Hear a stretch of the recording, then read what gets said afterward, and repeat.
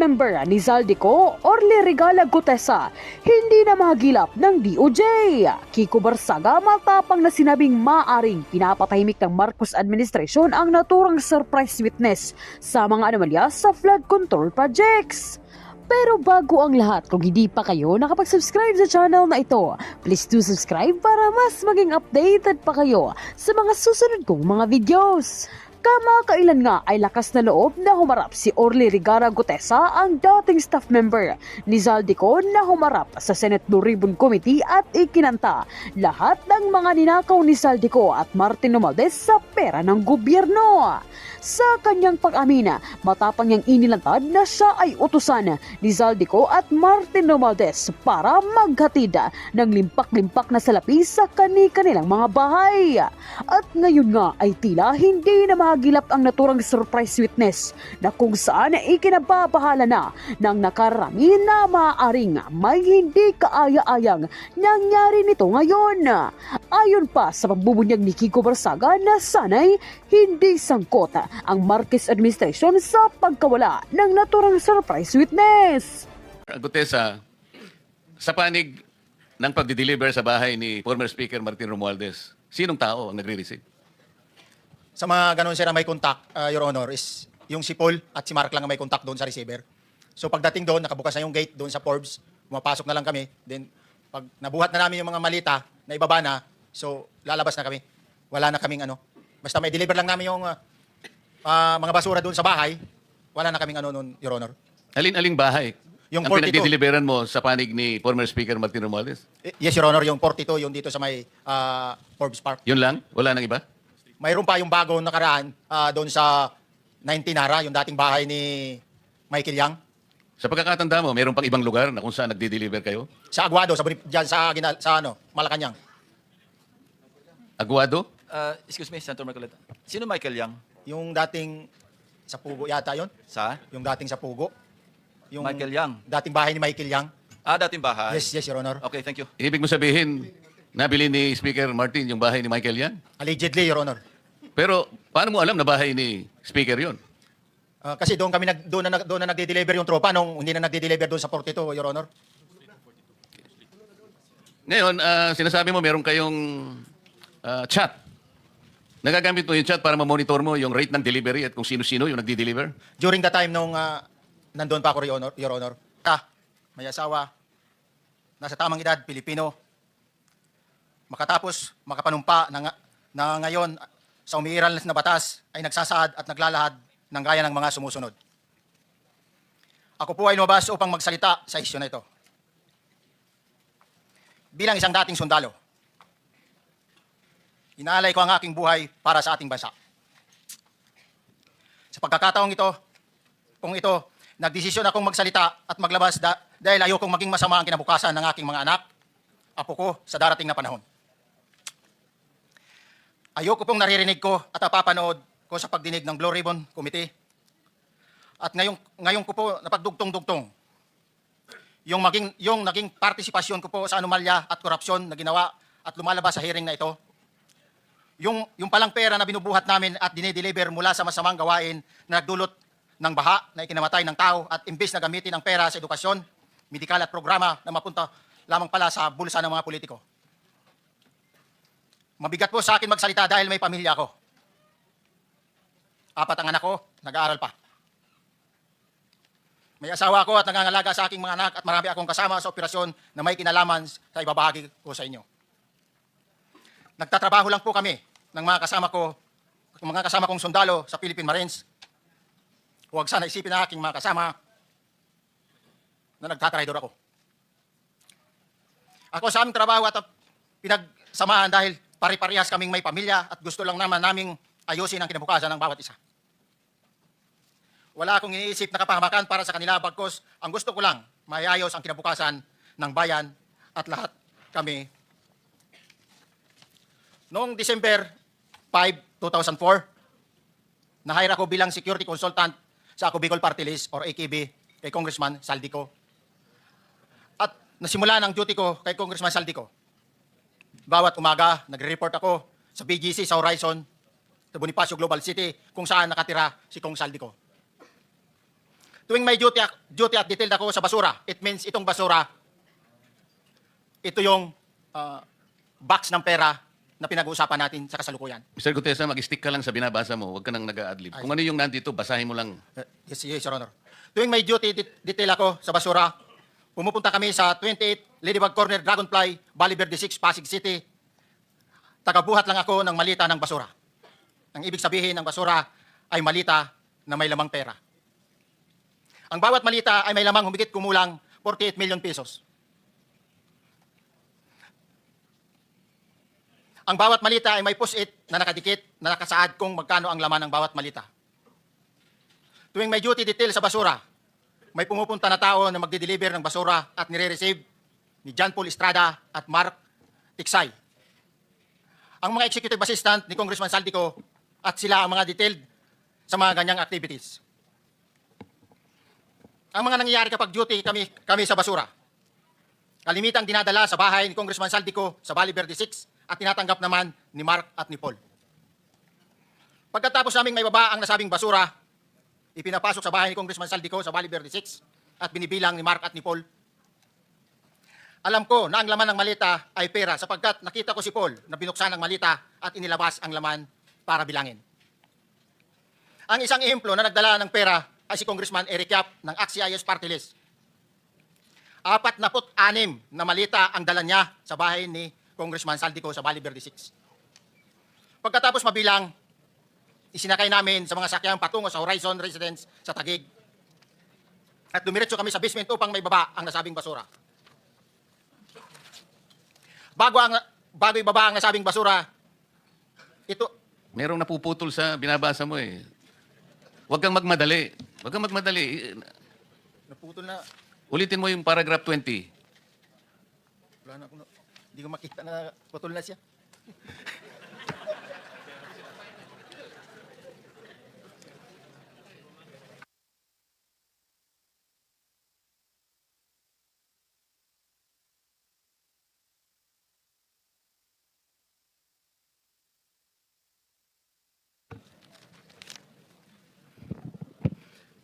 Pagkatapos, mabilang ang sinasakay namin sa mga sakyang patungo sa Horizon Residence, Taguig.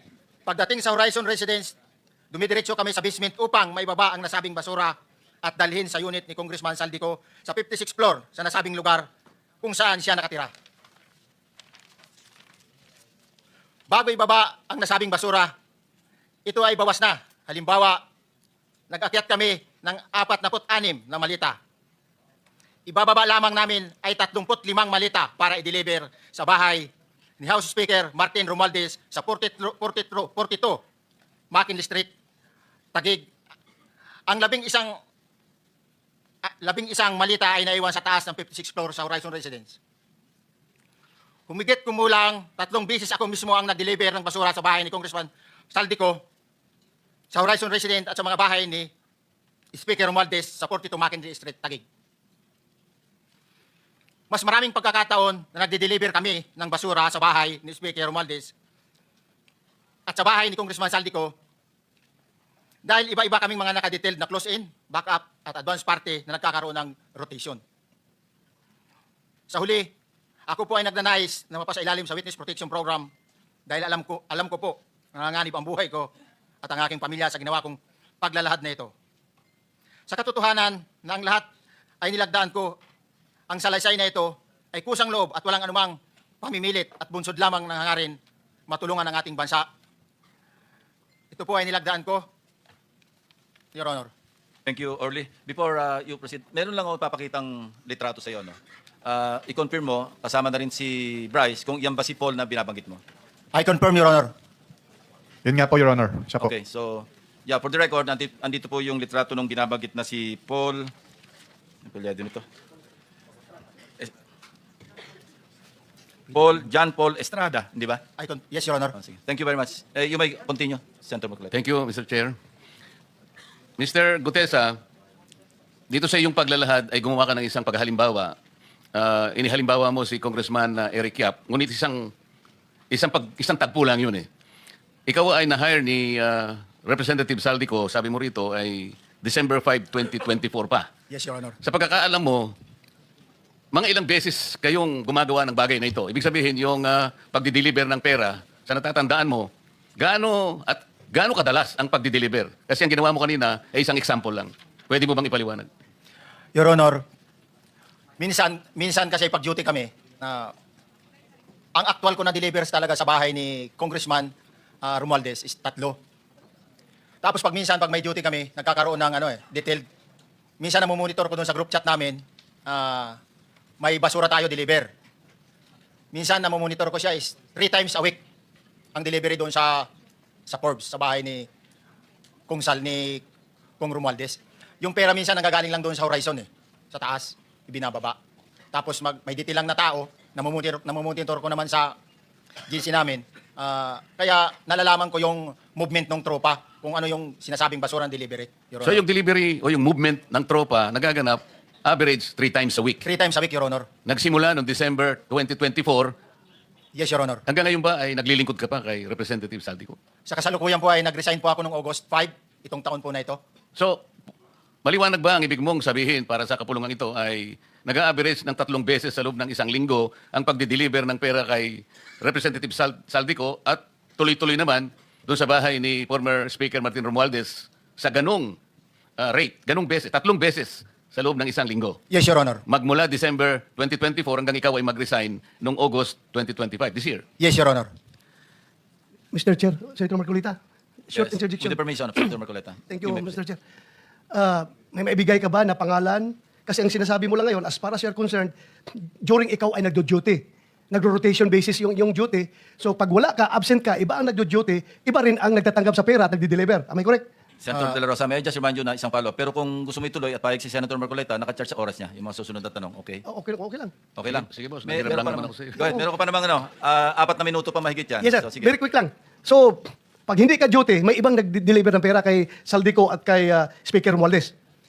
Pag nangyayari yan, sir, pag hindi ako duty, may makadetail talaga sa basura na yan. Pero ang authorized lang na mag-deliver at mag-receive niyan is yung 2 tao na binanggit ko, which is John Paul Estrada and Mark Tiksay. Okay. Thank you, Mr. Chair. Thank you, Senator Marcolita. Mr. Yes, Your Honor. Alright. Sir, tanong ko lamang po, okay. Mabigat po yung inyong nag-deliver po kayo kay Speaker Martin Romualdez. Could you name kung sino po ang deliver? Siyempre po, kailangan nyo i-confirm na na-deliver na po, boss, yung pera. Kaya, siyempre, i-confirm mo kay Saldico, na-deliver na po sa bahay ni Speaker. Sino po mga dinideliveran nyo? Alam nyo ba ang pangalan? Sa dami po ng pera na yun. Sa pagkakalam ko po, wala po kaming direct contact doon sa receiver kasi ang may direct lang contact doon, Your Honor, is si Paul or kaya si Mark. Si Paul or si Mark? Yes, Your Honor. Kasama ninyo, si Paul or si Mark, mag-deliver ng pera? Yes, Your Honor. Kay Speaker? Yes, Your Saan Honor. bahay po ito? Sa Doon sa 42 Forbes, Your Honor. 42 Forbes. Okay, alright. Ilang beses po kayo mag-deliver doon sa 42 Forbes sa sinasabi ninyo? Bakit po nilaman na bahay po ni Speaker yun? Sino po nagsabi? Based doon po sa pa-deliver ng i-deliver sa bahay ni Speaker. Sino nakakaalam? Si Paul at saka si Mark? Yes, Your Honor. So, dinadala po kayo doon sa bahay Yes, ni Your Speaker? Honor. Yes, Your Honor. Ilang beses po kayo nag-deliver ng pera po doon? Simula po nung pag-start ko doon is ang actual ko pong deliver is 3 beses, Your Honor. 3 beses? Yes, Your Honor. Sa isang delivery, ilang maleta po ang dinideliver niyo doon sa 42 Forbes? Yung sa 42 Forbes, sir, Your Honor, yung sa nakuha naming 46 doon sa Bali noon, Oo. inakyat mo na yun sa bahay nila sa Horizon. Din nung ibinaba yung 46, naging 35 na lang yung box na naibaba. Dinala saan? Doon sa 42 Forbes na, Your Honor. Sa bahay mo na ni Speaker? Yes, Your Honor. Ilang beses kayo nag-deliver doon? Misan lang? Ilan? Ako, during that time, 3 beses sa akin, pero based doon sa group chat namin is, kasi namomonitor ko po yung group chat ng movement ng duty ng basura. Is 3 times a week, most likely, lalo na pag December. Pare-pareho ba yun? Kung ilang maleta na deliver mo, ganun din yung ibang grupo na halaga o na amount ng maleta, equivalent ng maleta? No, Your Honor, hindi ko na sila mamonitor kung ilan yung maleta na idinideliver. Pero 3 times a week ang delivery doon sa 42 Forbes. Most likely, Kasi Your sinasabi mo ng bahay ni Speaker. Yes, Your Honor. Gaano katagal po ito? Ilang buwan po ito na 3 times a week, 3 times a week? Ilang buwan po ito? Nung time ko po, from December po yun, December eh. Hanggang? Hanggang nandoon po ako noon, ganun yung Kailan po yun? Kailan ba kayo malis? August 5 lang po. January, February, March, April, May, June, July, August. 8 buwan. Hindi po ako sure sa kung yung mga other month is Pero 3 times a week, ha? yes, Your Honor. 3 times a week. Okay. Mr. Chair, my last question now with Engineer Bryce. Engineer Bryce, may pinag-ngangalandakan si Attorney Porto na maraming senador ang sasabit dito. Pero ngayon hindi mo pinapatutuan. Does this mean na fake news po yung sinabi? Mukhang fake news ang binigay ni Attorney Porto ng iyong attorney sa media. Kasi sabi niya po, 6 daw eh. Marami pang mga senador. Misunderstanding po yun, Your Honor, kasi doon nga po sa computer ko, congressman po yun nandun.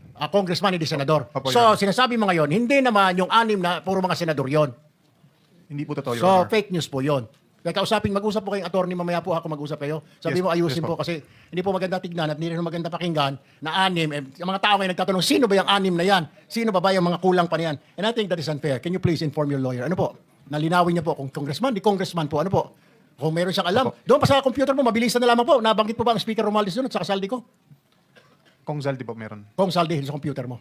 Wala po nga nabanggit doon ng Speaker Romualdez. Wala po, Your Honor. Mr. Chair, that's all for now. I'll reserve some of my questions later. Thank Yeah, you, Senate Mr. President. Chairman. Mr. Chairman, just one question to Mr. Gutesa. Kasi parang nalito lang na kami ng konti doon sa kwento mo. Can you give the details nung sinasabi mong delivery between Eric Yap and Saldico? Sino nag-deliver sa kung kanino sa kwento mo? Nung part of December, sir, ng 2024, doon ko po na aktuhan si Congressman Yap na siya mismo ang nag-deliver doon sa Valle Verde 6 ng 46 na maleta na naglalaman. Yung level kasi ng maleta may nakalagay na post 8, may nakasulat na 48 siya. Pagkatapos nung binuhat na namin yung maleta na yon, inilagay doon sa bahay, binubuksan ni Paul yun, saka binibilang. Kaya Teka. na-notice ko na, Okay. Sabi mo galing kay Eric Yap yes, Your Honor. from one congressman to another. Saan nyo kinuha kay Eric Yap yung 46 na maleta? Dineliver lang niya po, kita lang po kami doon sa Valle Verde 6.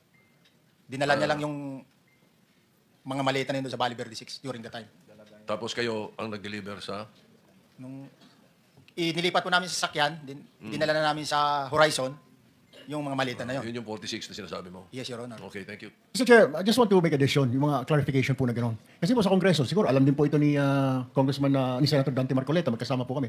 Uso po yung bilihan ng budget sa Congress. Opo, the budget po, si Senator Marcoleta kinatest to this. Kaya po minsan, paghapon, pagpanoodin niyo po sa TV, paikot-ikot po mga kasamahan namin sa Kongreso, yun pala, lalapitan yung isa, may budget ka ba natitira dyan? Akin na lang, 20%, parang gano'n susubasta. Yun po ang pagkakaalam ko, Mr. Chair. Thank you for the education. Hindi lang Chairman. ganun sa Senate yun. Point of information. Mr. President, Mr. Point of Chair, information. Yes, sir. Intervention lang, intervention. Yes. Just information. Mr. Orly, bakit kasi yung na-highlight mo yung 48 lang? Sabi mo naman, halos 3 beses sa isang linggo, meron delivery. Bakit yung lamang alleged delivery ni Rep. Yap ang parang yun ang natandaan mo? Kasi yung po, Your Honor, yung kauna-unahan na nung mag-duty ako sa basura, yun ang kauna-unahan talaga na naaktuhan ko talaga. Ibig sabihin, unang duty ko, yun talaga yung bumungad sa akin, Your Honor. Pero marami kayo, may backup, kung may advance party ka mo. Ilan ba kayong, sabi mo galing ka sa Marines, ilan ba kayo talaga yung nagsisilbi kay Rep. Saldico? Total ko parang nasa 90 plus eh. So, kung 90 plus, meron ka bang natatandaan mga kasama mo? Mabilis lang, para makita natin na talagang nagsasabi ka na totoo. Sino-sino yung kakilala mo sa Marines? Sa Maris, mayroon mga sila Jobit Bunagan, Sige. Mark Bunagan, Alan Colisio. Maliban sa Marines, meron di bang ibang serbisyo? Halimbawa, Meron din. police meron? Mayroong pulis, 6 na galing sa PSPG. Kung sakasakali, meron nakakarinig sa mga kasama mo at sasabihin nila, mali naman ang sinasabi mo, tumarap sila rito. Kaya mo ba silang harapin? Yes, sir. Salamat po, Mr. Chair. Senator Pangilinan. Yes, yung Eric Yap ba na congressman, yun yung dating chairman ng Appropriations Committee? Tama ba? Wala po akong knowledge regarding sa kanya, basta Yes, Eric but Yap lang well, po for yun. the record, Eric Yap used to be chairperson of the Appropriations Committee in the House. Point of information. Thank you. Last na lang before we go on break. Anong specific duty assignment mo sa Philippine Marines? Anong unit? Sabi mo, intelligence. Ay, sir, sa MC2 ako dati, sir. Marine Corps Intelligence. Bakit? Authorized ba yung mga Philippine Marines na mag-serve as security escort ng civilians? No, Ang sir. ano po? Sorry, sir. No, sir, during that time, sir, retire na po ako. Hinar ka bilang retired na Marine personnel? Ay, sir. Okay, thank you. So, Mr. Chair, in connection Sige. doon sa tanong mo, okay. sinabi mo, 90 kayo na security ni Saldico? Most likely, ganun yung bilang, sir. 90? Ay, sir. 90? Ay, sir. Isang kumpanya na yan ng Marines kung tutusin. Yes, sir, pero 90 is the number. Napakarami. More or less, sir, more or less. Hindi ako exact sa number, but more or less. Talo si Senate President dito. Ilan lang bang gwardiya mo, Sir Senate President? Wala, zero. Ikaw nga mismo nagdadrive, bro. Wala, basta kasama ko lang si 6 hour, okay na ako. Sige, thank you, Mr. Chair. Thank you. So, we go on break and then we come back at 2 p.m. Is that okay with the members? 2 p.m. And then, Mr. Chair, hindi pa ako tapos. Meron pa Hindi ako. pa pala. Mamaya po. Mamaya na. Mamaya na lang, Resume po. pag-resume natin. Sige, i-continue. You will have your fresh 7 minutes pagbalik natin. Thank you. See you at 2 p.m.